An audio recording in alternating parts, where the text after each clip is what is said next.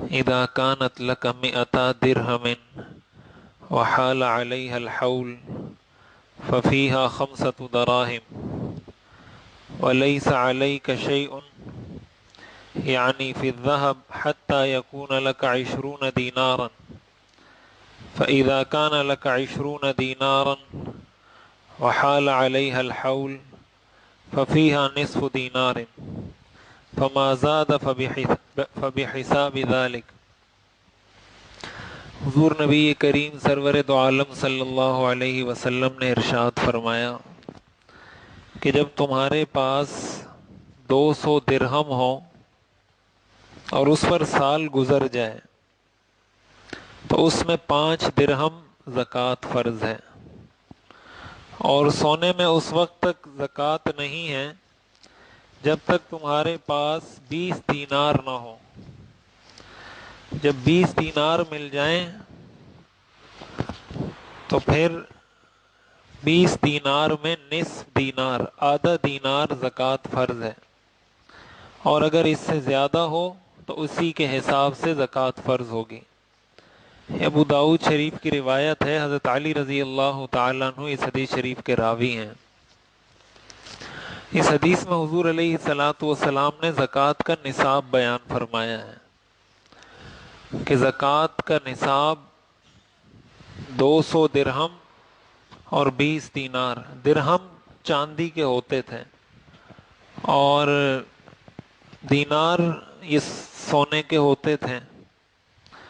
200 درہم آج کل کے زمانے میں جو حساب لگایا گیا جس کو کہا جاتا ہے 52.5 تولہ چاندی، تو 200 درہم کا یہی مطلب ہوتا ہے۔ 200 درہم کا جو وزن ہے وہ 52.5 تولہ چاندی ہے، اور 20 دینار 7.5 تولہ سونا۔ دینار اس وقت سونے کا ہوتا تھا، درہم چاندی کا ہوتا تھا، تو یہ ایک مشہور اصطلاح تھی۔ تو گویا حضور علیہ الصلاۃ والسلام نے چاندی کا نصاب بھی بتا دیا اور سونے کا نصاب بھی بتا دیا، اور ساتھ یہ بھی بتا دیا کہ زکوٰۃ کتنی فرض ہوگی۔ 200 درہم میں حضور نے فرمایا 5 درہم، تو 5 درہم 200 درہم کا 2.5% ہے۔ 200 درہم کا اگر 2.5% آپ نکالیں گے یا 200 کو آپ 40 پہ تقسیم کریں گے تو 5 اس کا جواب آئے گا۔ تو زکوٰۃ کی جو مقدار جو فرض ہوتی ہے وہ 2.5% ہوتی ہے۔ وہ 2.5% بھی اسی سے معلوم ہو رہی ہے کہ آپ نے فرمایا 200 درہم میں 5 درہم اور 20 دینار میں آدھا دینار، تو آدھا دینار بھی 20 دینار کا 2.5% ہوتا ہے۔ یہ تو زکوٰۃ کا نصاب ہے، اور زکوٰۃ کتنی فرض ہوتی ہے؟ 2.5% فرض ہوتی ہے۔ اور 2.5% نکالنے کا طریقہ یہ ہوتا ہے کہ جو بھی قابل زکوٰۃ مال ہے، جس جس چیز پر بھی زکوٰۃ فرض ہو رہی ہے ان سب کو جمع کریں، جمع کرنے کے بعد اس کو 40 پہ تقسیم کر دیں۔ 40 پہ تقسیم کریں گے، جو حاصل آئے گا، جو جواب آئے گا وہی 2.5% ہوگا۔ تو آپ اس کو 2.5% کہہ دیں یا اس کو 40واں حصہ کہہ دیں، بات ایک ہی ہے۔ اب دوسری بات کہ زکوٰۃ کا جو یہ نصاب ہے، تو نصاب میں کون کون سی چیزیں معتبر ہوتی ہیں؟ 2 چیزیں تو یہی ہیں، سونا اور چاندی۔ 2 چیزیں مزید ہیں جس کا دوسری احادیث میں تذکرہ ہے۔ نقد پیسے اگر کسی کے پاس ہیں یا مال تجارت۔ سونا چاندی کے بارے میں ایک بات یہ یاد رکھنی چاہیے، سونا چاندی جس مقصد کے لیے بھی رکھا ہو، جس مقصد کے لیے بھی رکھا ہو اس پر زکوٰۃ آتی ہے اگر نصاب تک پہنچ جاتا ہے تو، چاہے وہ عورت کا زیور ہو، چاہے بچی کی شادی کے لیے رکھا ہو، چاہے جہیز کے لیے رکھا ہو، کسی بھی مقصد کے لیے سونا چاندی موجود ہو اس پر بہرحال زکوٰۃ فرض ہوتی ہے اگر سال گزر جائے اور نصاب پورا ہو۔ تو اس لیے اس سوال کو تو ذہن سے ہی نکال دینا چاہیے کہ یہ زیور ہم نے اس مقصد کے لیے رکھا ہے یا اس مقصد کے لیے رکھا ہے۔ جس مقصد کے لیے بھی رکھا ہے، سونا چاندی ہر حال میں مال زکوٰۃ ہے اگر نصاب کو پہنچ جاتا ہے۔ ایک تو یہ 2 چیزیں، مزید 2 چیزیں ہیں، ایک ہے نقد پیسے اور ایک ہے مال تجارت۔ نقد پیسے تو ہم سب جانتے ہیں جو نقدی ہے، رقم ہے۔ مال تجارت سے مراد ہوتا ہے وہ چیز جو آپ نے آگے بیچنے کی نیت سے خریدی ہو اور ابھی تک آپ کی وہ نیت برقرار ہو۔ یہ دو شرطیں ہیں۔ مال تجارت کوئی چیز کب بنتی ہے؟ جب اس میں یہ دو شرطیں پائی جائیں۔ نمبر ایک، کہ جس وقت آپ نے وہ چیز خریدی تھی آپ نے اسی نیت سے خریدی تھی کہ میں اس کو آگے بیچوں گا، اور ابھی تک آپ کی یہ نیت برقرار ہے، اس ایسے سامان کو کہا جاتا ہے مال تجارت۔ اب چاہے وہ زمین خریدی ہو، کوئی مکان خریدا ہو، کوئی گاڑی خریدی ہو، کوئی سامان خریدا ہو، جو بھی چیز ان دو شرطوں کے ساتھ خریدی گئی ہے کہ خریدتے وقت بھی یہ نیت تھی کہ بیچوں گا اور ابھی بھی یہ نیت باقی ہے کہ اس کو میں نے بیچنا ہی ہے، تو یہ مال تجارت ہے۔ جب زکوٰۃ کا حساب لگایا جائے گا تو اس کو بھی شامل کیا جائے گا۔ لہذا اگر کوئی چیز انسان نے اس نیت سے نہیں خریدی، کوئی چیز انسان نے آگے بیچنے کی نیت سے نہیں خریدی، مثلا اس نے مکان خریدا رہنے کے لیے، اب چاہے وہ مکان 50 لاکھ کا ہو، 1 کروڑ کا ہو یا 50 کروڑ کا ہو، لیکن اس نے خریدا اس لیے کہ میں نے اس میں رہنا ہے، تو یہ مکان مال تجارت نہیں ہے، اس مکان پر کوئی بھی زکوٰۃ فرض نہیں ہے۔ اگر کسی شخص نے گاڑی خریدی ہے اور اس نیت سے خریدی ہے کہ اس کو میں استعمال کروں گا، یہ میرے استعمال میں آئے گی، اب چاہے وہ گاڑی 1 لاکھ کی ہو یا 10 لاکھ کی ہو، اس گاڑی پر کوئی زکوٰۃ نہیں ہے۔ لیکن اگر گاڑی اس نیت سے خریدی ہے کہ میں اس کو آگے بیچ کے پیسے کماؤں گا تو اس پر زکوٰۃ فرض ہو جائے گی۔ اسی طرح اگر پہلی شرط تو موجود ہے کہ خریدی تو اسی نیت سے تھی لیکن بعد میں ارادہ بدل گیا کہ نہیں اس کو بیچنا نہیں ہے، کوئی پلاٹ خریدا اس نیت سے کہ اس کو میں آگے بیچوں گا، لیکن بعد میں ارادہ تبدیل ہو گیا کہ نہیں اس کو بیچنا نہیں ہے، اس مکان پر بھی زکوٰۃ فرض نہیں ہوگی۔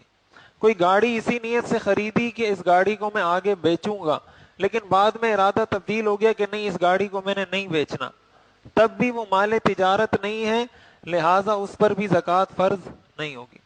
خلاصہ کلام یہ ہے کہ مال تجارت اس مال کو کہا جاتا ہے جس کو خریدتے وقت بھی یہ نیت تھی کہ آگے بیچوں گا اور ابھی تک بھی وہ نیت برقرار ہے۔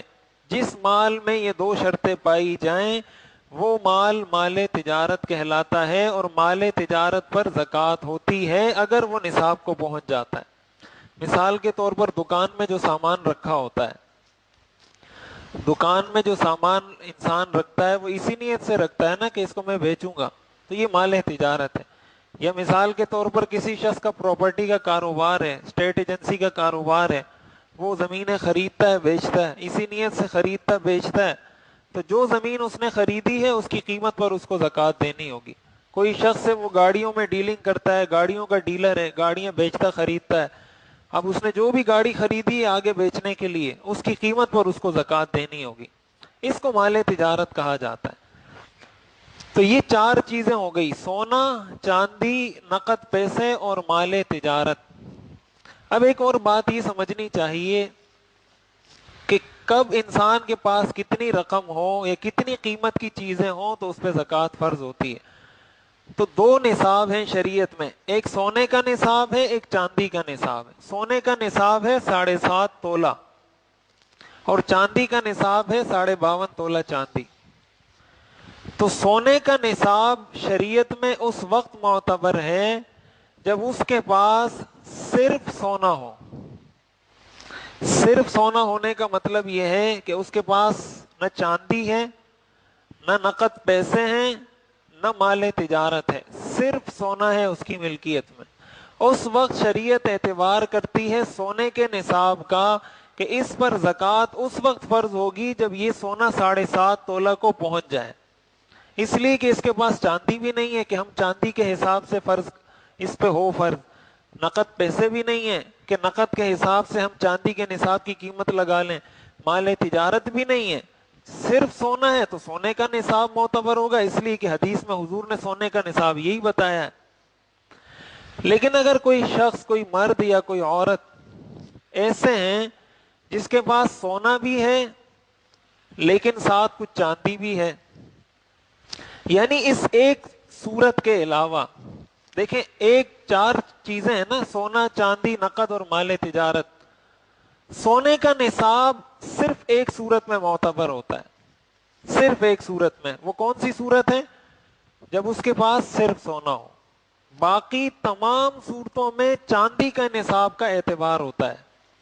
لہذا اگر کسی شخص کے پاس صرف نقدی ہے، نہ سونا ہے نہ چاندی ہے، لیکن نقد پیسے اس کے پاس ہیں 50,000 روپے. آج کل 52.5 تولہ چاندی کی جو قیمت حکومت نے جاری کی تھی وہ 44,400 کچھ روپے ابھی حکومت نے جاری کی تھی کہ یہ زکوٰۃ کا نصاب ہے.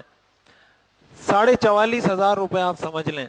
44,500 روپے یہ چاندی کی 52.5 تولہ کی قیمت ہے. لہذا اگر کسی شخص کے پاس مثلا 45,000 روپے ہیں یا 44,500 روپے ہیں، اب ظاہر ہے 44,500 روپے میں اگر ہم سونے کے نصاب کو دیکھیں تو 44,500 روپے تو 7.5 تولہ کی قیمت کو نہیں پہنچتے، لیکن چاندی کے نصاب کو دیکھیں تو چاندی کی قیمت کو پہنچ جاتے ہیں. لہٰذا اب یہاں سونے کا نصاب معتبر نہیں ہوگا، یہاں چاندی کا نصاب معتبر ہوگا. جب چاندی کا نصاب معتبر ہوگا تو ایسے شخص کو کہا جائے گا کہ یہ صاحب نصاب ہے. اب اس پر اس 45,000 روپے کی زکوٰۃ دینا فرض ہوگا، بشرطے کہ اس پر کوئی قرضہ نہ ہو. اگر کوئی قرضہ ہے، کوئی واجب الادا دین ہے، پہلے شریعت کہتی ہے اس کو مائنس کریں، اس کو منہا کریں. مثلا کسی کے پاس 1,00,000 روپے ہیں لیکن 1.5 لاکھ روپے اس پہ قرضہ ہے، تو شریعت اس 1,00,000 روپے پہ زکوٰۃ فرض نہیں کرتی. شریعت کہتی ہے پہلے اپنا قرضہ ادا کرو، قرضہ ادا کرنے کے بعد مثلا کسی پر 1,00,000 کا قرضہ ہے اور اس کے پاس 2.5 لاکھ روپے موجود ہیں، اس کا مطلب یہ ہوا کہ 2.5 لاکھ میں سے اگر یہ 1,00,000 قرض میں دے دے گا، 1.5 لاکھ اس کے پاس پھر بھی بچ جائے گا، تو اس 1.5 لاکھ کی اس کو زکوٰۃ دینی ہوگی، 2.5 لاکھ کی زکوٰۃ نہیں دینی ہوگی. تو اگر کسی کے پاس نقدی ہے یا چاندی ہے یا کوئی خاتون ہے جس کے پاس 1 تولہ سونا ہے لیکن 1 تولہ سونا ہونے کے ساتھ ساتھ کچھ پیسے بھی ہیں، تو اب یہ وہ صورت نہیں ہے کہ صرف سونا ہے، اب یہ صورت ہے کہ سونا بھی ہے اور نقد پیسے بھی ہیں. جب سونا بھی ہے، نقد پیسے بھی ہیں، تو اب دوبارہ چاندی کے نصاب کا اعتبار ہوگا. اب یہ دیکھا جائے گا کہ اس سونے کو اگر بیچا جائے، مثلا 1 تولہ سونا ہے تو 1 تولہ سونا اگر ہم بیچیں تو یقینی بات ہے کہ اس کی قیمت 44,500 سے زیادہ ہے. 1 تولہ سونا تو آج کل کوئی 60,000 کے قریب پہنچ گیا.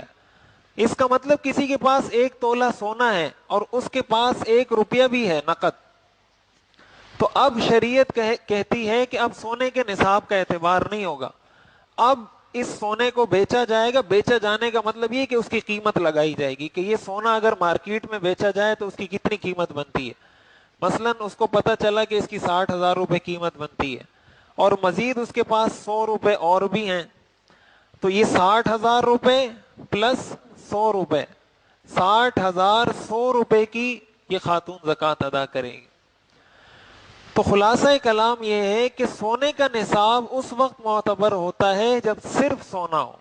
اگر سونے کے علاوہ کوئی اور چیز ہے یا سونا بھی ہے اور سونے کے ساتھ کوئی اور چیز بھی ہے تو پھر شریعت چاندی کے نصاب کا اعتبار کرتی ہے. ایسی صورت میں اس شخص پر زکوٰۃ فرض ہو جائے گی، لیکن ایک شرط کے ساتھ، جب اس پر سال گزر جائے. زکوٰۃ فرض ہوتی ہے سال گزرنے کے بعد. شریعت کا پورا ایک سسٹم ہے.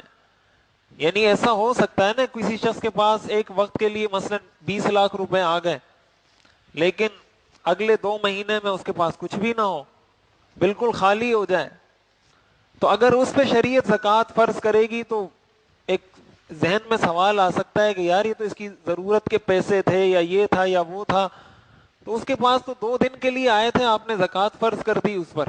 شریعت کہتی ہے سال گزر جائے. اب سال گزرنے کا مطلب بھی سمجھنا چاہیے. سال گزرنے کا مطلب یہ ہوتا ہے کہ جب انسان ایک دفعہ صاحب نصاب ہو گیا. دیکھیں یہ ہر نوجوان کو، ہر مسلمان کو اس چیز کا دھیان دینا چاہیے مثال کے طور پر کوئی شخص ایسا ہے جس کے پاس 50,000 روپے آ جاتے ہیں، اس کا مطلب وہ صاحب نصاب بن گیا، اس کی زکوٰۃ کا سال شروع ہو گیا۔ لہذا جو کوئی شخص ایسا ہو جس کی آمدن میں اس کو ایک تو ضروریات ہیں، اس کو تو شریعت مستثنا کرتی ہے کہ کسی کی 40,000 تنخواہ ہے لیکن اس نے گھر کا کرایہ بھی دینا ہے، مہینے کا راشن بھی لینا ہے، اس کو شریعت مستثنا کرتی ہے کہ اس کو نکالنے کے بعد اگر کسی کے پاس مثلا کسی بھی وقت اتنا پیسہ آ جاتا ہے کہ اس کی جو بنیادی ضرورت ہے، آٹا چینی دال گھر کا کرایہ وغیرہ وغیرہ، ان سے ہٹ کر اس کے پاس 45,000 روپے آ گئے، تو وہ اپنے پاس اسی دن ڈائری میں لکھ لے کہ آج میں صاحب نصاب ہو گیا ہوں۔ اب مثلا آج 15 رمضان ہے، وہ اپنے پاس لکھ لے 15 رمضان۔ اب جب اگلے سال دوبارہ 15 رمضان آئے گا تو دیکھے کہ آیا میرے پاس اتنا مال ہے جس پہ زکوٰۃ فرض ہوتی ہے یا نہیں۔ اگر ہے تو اس کا مطلب اس پہ زکوٰۃ فرض ہو گئی ہے، اور اگر نہیں ہے اس کا مطلب اس پہ زکوٰۃ فرض نہیں ہے۔ سال گزرنے کا یہ مطلب ہوتا ہے۔ ایک بات اس میں یہ بھی سمجھنی چاہیے کہ سال کے دوران جو پیسہ کم زیادہ ہوتا ہے اس پہ سال گزرنا شرط نہیں ہوتا۔ مثلا جب سال شروع ہوا اس کے پاس 2 لاکھ روپے تھے، آج اس کے پاس 2 لاکھ روپے ہیں، بیچ میں اس کے پاس کبھی 1 لاکھ ہیں، کبھی 3 لاکھ ہیں، کبھی 5 لاکھ ہیں، لیکن جب دوبارہ 15 رمضان آیا تو اب اس کے پاس 20 لاکھ روپے ہیں۔ تو آج جب سال شروع ہو رہا تھا تو 2 لاکھ تھے، جب سال پورا ہوا ہے تو 20 لاکھ ہیں، تو اب یہ 20 لاکھ کی زکوٰۃ دے گا۔ یہ نہیں کہا جائے گا کہ اس 18 لاکھ پہ الگ سے سال گزرے گا، پھر بیچ میں 2 لاکھ الگ آئے تو اس پہ الگ سے گزرے گا، ایسی بات نہیں ہے۔ جس وقت سال شروع ہوا اس وقت صاحب نصاب ہے تو سال شروع ہو گیا، جس وقت سال مکمل ہوا اس وقت صاحب نصاب ہے، سال مکمل ہو گیا، زکوٰۃ فرض ہو گئی۔ جتنا مال اس کے پاس موجود ہوگا اس ساری مال پر اس کو زکوٰۃ ادا کرنا ہوگی۔ تو یہ بنیادی خلاصہ ہے زکوٰۃ کے نصاب کا۔ سونا، چاندی، نقدی، مال تجارت، ان سب کو ملا کر اگر 44,500 روپے کی قیمت بنتی ہے، اپنے قرضوں کو منہا کرنے کے بعد یہ رقم اس کے پاس بچتی ہے، تو ایسے شخص پر زکوٰۃ فرض ہوگی۔ نمبر 1۔ نمبر 2، زکوٰۃ میں سونے کا نصاب صرف اس وقت معتبر ہوتا ہے جب صرف سونا ہو۔ نمبر 3، زکوٰۃ اس وقت فرض ہوتی ہے جب اس پہ سال گزر جائے۔ سال گزرنے کا مطلب یہ ہوتا ہے کہ شروع میں بھی صاحب نصاب ہو، سال گزرنے پر بھی صاحب نصاب ہو، بیچ میں جو اونچ نیچ ہو رہی ہے، کمی زیادتی ہو رہی ہے، اس کا شریعت اعتبار نہیں کرتی۔ ان ساری چیزوں کو دیکھتے ہوئے ہر شخص اپنے آپ کو دیکھ سکتا ہے، خواتین اپنے آپ کو دیکھ سکتی ہیں۔ ہمارے اکثر مردوں پہ زکوٰۃ کسی پہ ہوتی ہے کسی پہ نہیں، خواتین میں تقریباً سب پر ہی زکوٰۃ فرض ہوتی ہے۔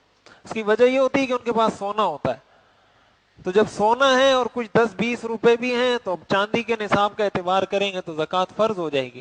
اور خواتین اس میں غفلت کرتی ہیں، ان کو پتہ نہیں ہوتا، یہ مردوں کی ذمہ داری ہے ان کو بتائیں کہ بھائی تمہارے پاس سونا ہے، اور مردوں کو اتنی گنجائش اللہ نے دی ہے تو وہ اپنی خواتین کی طرف سے زکوٰۃ ادا کریں، ان کو زکوٰۃ ادا کرنی چاہیے اپنی خواتین کی طرف سے۔ لیکن شریعت نے کوئی لازم نہیں کیا کہ بیوی کی زکوٰۃ آپ نہیں دینی ہے، فرض اسی پر ہے، لیکن شریعت اس بات کی ترغیب دیتی ہے کہ بھائی شوہر کے پاس وسعت ہے تو وہ اپنی بیوی کی یا والدہ کی یا بیٹی کی یا بہن کی کسی کی طرف سے بھی وہ زکوٰۃ ادا کر سکتا ہے، اس کو بتا کے کہ بھئی تم پہ یہ زکوٰۃ فرض ہو رہی ہے، میں تمہاری طرف سے ادا کر رہا ہوں، تو آپ اگر ان کی طرف سے ادا کریں گے تو زکوٰۃ ادا ہو جائے گی۔ ان چیزوں کو سامنے رکھتے ہوئے ہر شخص دیکھے کہ آیا میں صاحب نصاب ہوں یا نہیں۔ اللہ تعالی ہمیں سمجھنے اور عمل کرنے کی توفیق